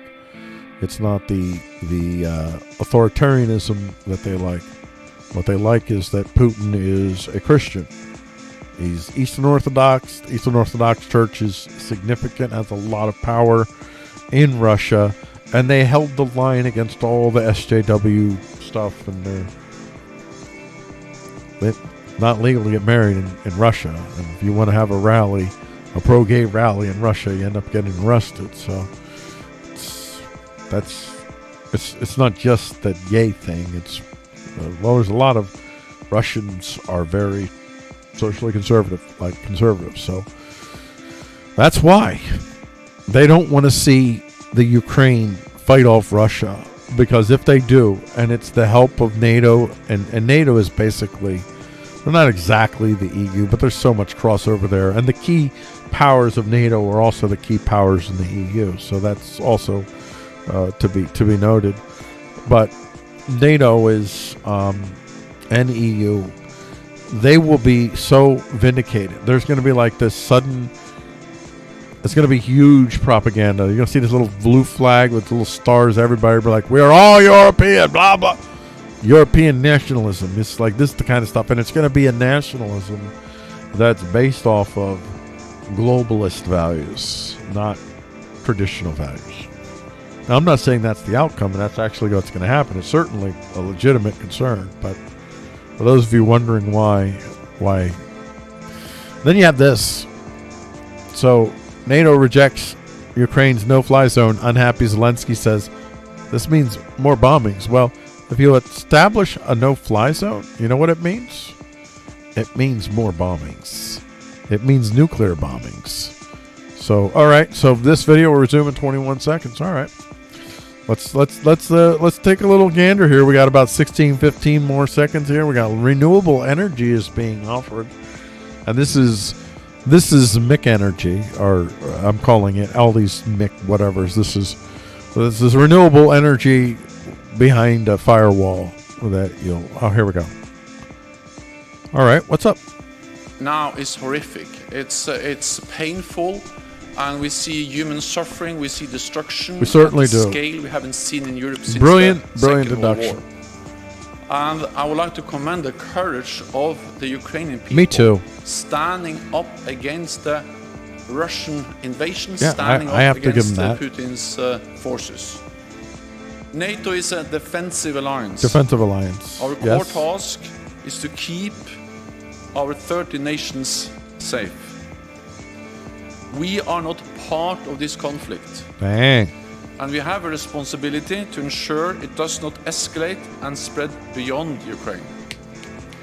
Because that will be even more devastating and more dangerous. Yeah, So, nuclear war is kind of more dangerous. We are not I'm going just to saying. move into Ukraine, That's very neither good. on the ground or in the Ukrainian airspace.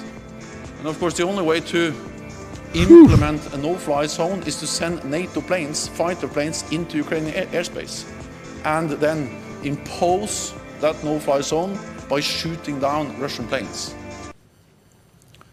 And our assessment is that we understand the desperation, but we also believe that if we did that, we'll end up with something that could end in a full-fledged war, A nuclear Europe, war. involving many more countries. No, it'll just be a nuclear war. Causing much more human suffering. I think I agree with your assessment there, sir. I am just going to acknowledge. Blinken and NATO chief warn establishing a no-fly zone over Ukraine could lead to a full-fledged war in Europe. So we see that they have essentially rejected it. So the Russians aren't going to get any direct military challenge to us. In separate news conference in Brussels Friday, but I'll finish. Secretary of State Antony Blinken and NATO Secretary General Jens Stoltenberg argued that a NATO no-fly zone simply wasn't realistic because of the risk that it would lead to a direct conflict between Russia and NATO. Well, it's just what we saw. Okay.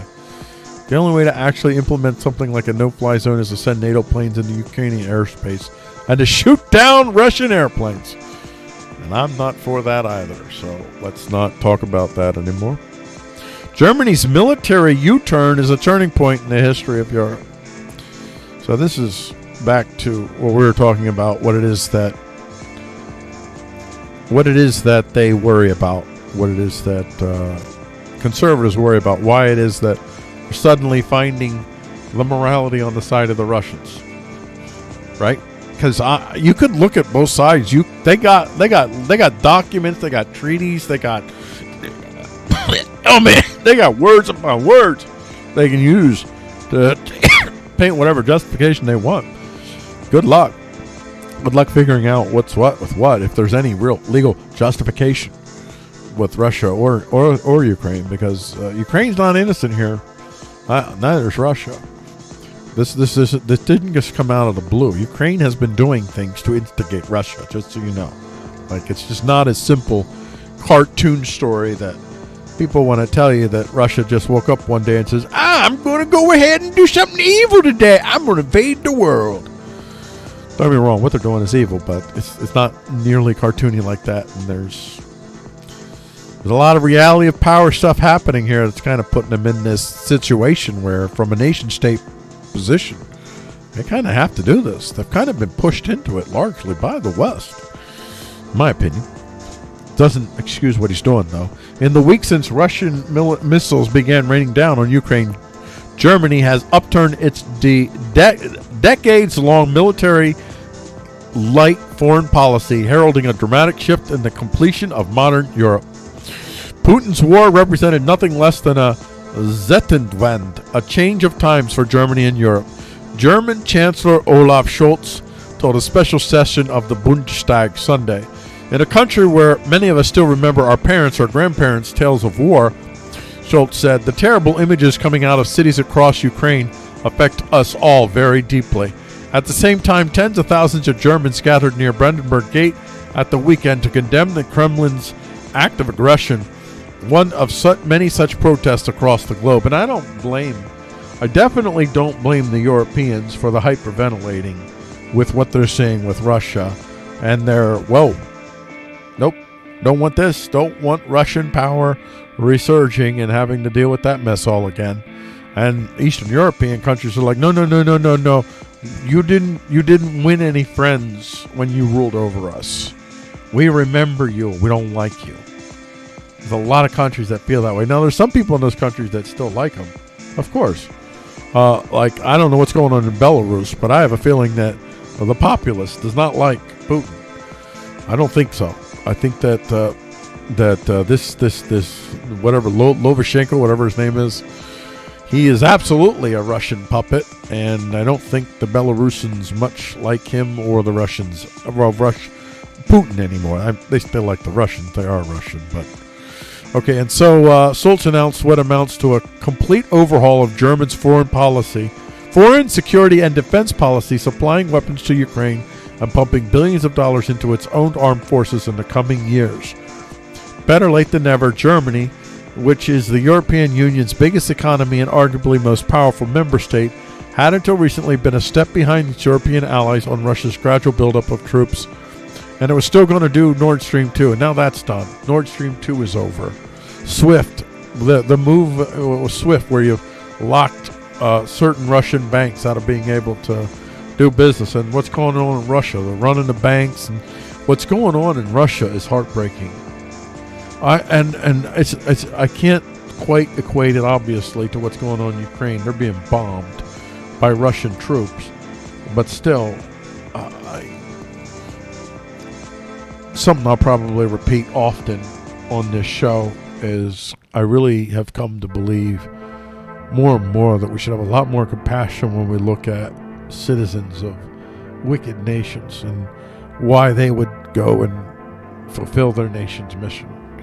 You have little choice when you're born into a land but to become part of that land. There's very few of us that have opportunities even to understand what it is that we've been born into. We just have to accept what is. By that I mean what's been put into us, because we just don't have the time to crawl out of that state.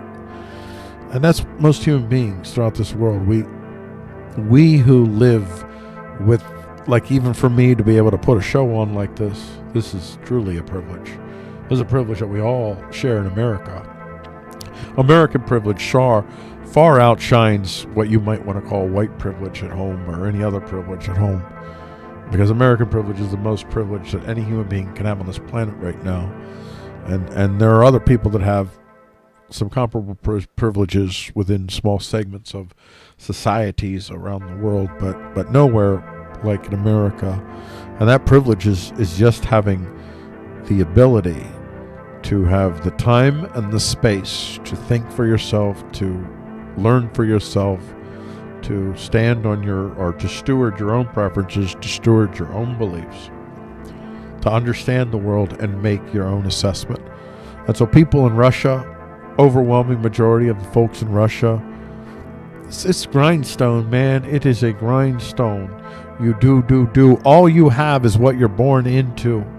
And you're asking Russians to kill their very identities, to have the power and ability to be able to see that they're not serving a good, but then, I mean, they're not serving a good leader, but the Russians that do have the ability to investigate and see, you have plenty of Russians that are being sent off to jail because they're going off to protest this war.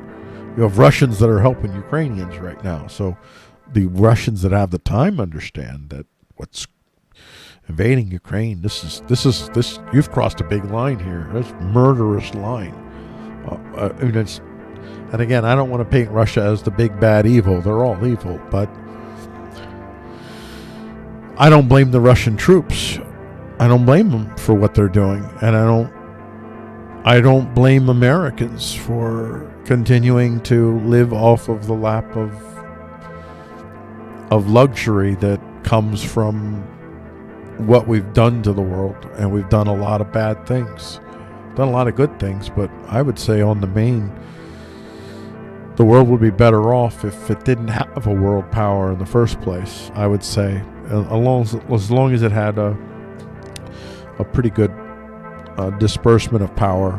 Because if it didn't have a world power, if it didn't have a good dispersed power throughout the world, then you would just have a whole bunch of wars until you had a world power. So, well, but maybe. And if that's the case, then I want America, above all the other nations of the world, I would want America to be the world power. So if I have to choose, I choose America still to be the world power. But still, let's get back to another. I think I have a couple more items here that I think are worth noting for this story. Let's get to this. Europe's new non-NATO military alliances. So this is just to throw a little monkey in the wrench. It's possible that the conservatives are fearful of something that might not so guaranteedly emerge. That there may be other lessons that are learned here, like, okay, we want to keep NATO maybe, but all the other nations are like, when push comes to shove, we can only rely on ourselves. And if you're going to have your own military, that means you're not going to want to absorb yourself so much into the EU project. So that's the other side of this. So there we go. There's a common misconception that NATO is the only military alliance which binds the nations of Europe together, or the USA. So the globalists entirely control the EU bureaucracy, but nationalists are becoming more powerful throughout Europe and now control governments in Italy, Poland, Austria, Hungary, etc. The United Kingdom's Brexit departure from the EU is still shrouded in a lack of clarity. If it becomes a hard Brexit... Wait, how old is this story? because that's pretty dated there. Okay, so this is back in 2018. Okay, thought it was a couple years old, not 2018, but still. So this is a story from 2018. So, and I'm bringing the story just to show you what we have here is other alliances that have formed, other military alliances that are possible to form, and it might be that there is an initial EU, NATO little self-congratulations if Ukraine turns them back. But then all the personal powers in these nations, I think that they're going to start to see if ultimately, if you don't have your own military, you who knows, you might be a member of NATO and one day NATO decides that you're out and then attacks you. So at the end of the day, if you don't have your own military, you don't have a military. I mean, you don't have a chance. And people, the lessers, will be focused much more on defensive power development. And I think you're going to see a lot more drone development, drone swarms. And it's going to be an exciting time coming up. Very exciting time where many of our wars will be not entirely unmanned, but a lot of unmanned. I think I'm going to end the story there. I think that's it. Wait, let me see if I have one more. Okay, just a couple. Oh, yeah, I want to make a couple quick notes here. So we have Emmanuel Macron wants the EU to be powerful in the world, but it already has its hands full in Europe. Now, he's facing an election against nationalists, and I suspect that he's going to win. Because if he wasn't going to win, you'd see much more hysterical and bold headlines from the right, and I haven't seen it. French President Emmanuel Macron wants the European Union to become a truly sovereign actor in world affairs. To achieve this, he is calling for a stronger joint approach to European defense and security. So he's calling for that. I'm just going to put it out there. I think there's going to be a heady rush. There's going to be all kinds of propaganda thrown out there. But when the dust settles 2 or 3 years from now, when we get ready to actually sign the dotted lines of we're going to do this, well, maybe not 2 or 3 years. Things are moving a lot faster right now. So maybe 6 to 8 months from now, then that's going to be like, nope, we're not making a European military thingy. We're going to work more in a NATO kind of, continue to work within NATO, but now we're going to have our own individual units. So I think that's I'm going to put it out there. That's probably what, because then you have Olaf Scholz, and I kind of mentioned this before. I want to point this out. Remember this again. I think it's important to the story. Olaf Scholz, a call to arms. So when you got the Germans going patriarchal, in a sense, go military. That's patriarchal right there. I'm telling you, the times they are changing, and the conservatives that are worried about and a Ukraine win, there is going to be some initial setbacks, but my prediction is that Europe is going to become, the EU will be much more loosely pulled together than it is now. NATO will continue it was probably on its deathbed, but now it's been revitalized by Russia. Now, what happens if Russia wins? Now, if Russia wins, I would argue, conservatives, that makes Europe even more desperate, and it'll make them even more desperate to turn to the EU project and the NATO project and the globalists. So I think you might actually be rooting to shoot yourself in the foot.